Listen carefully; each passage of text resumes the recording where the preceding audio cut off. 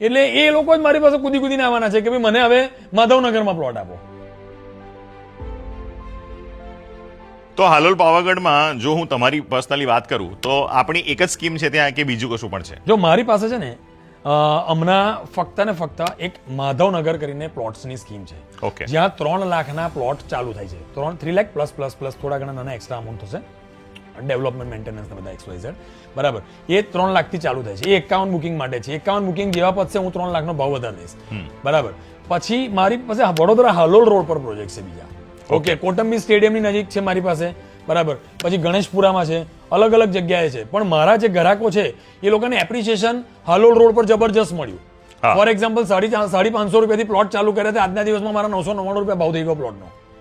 હજુ તેનું પેમેન્ટ હજુ પૂરું નહીં થયું કસ્ટમરનું. એના પહેલા 550 ના ભાવની જગ્યા હતી, એ ભાવ 999 થઈ ગયા, ઓલમોસ્ટ ડબલ કે XYZ 50% વધી ગયા. એટલે એ લોકો જ મારી પાસે કૂદી કૂદીને આવવાના છે કે ભાઈ મને હવે માધવનગરમાં પ્લોટ આપો, અહીંયા મજા આવી, હવે મને અહીંયા આપો પ્લોટ.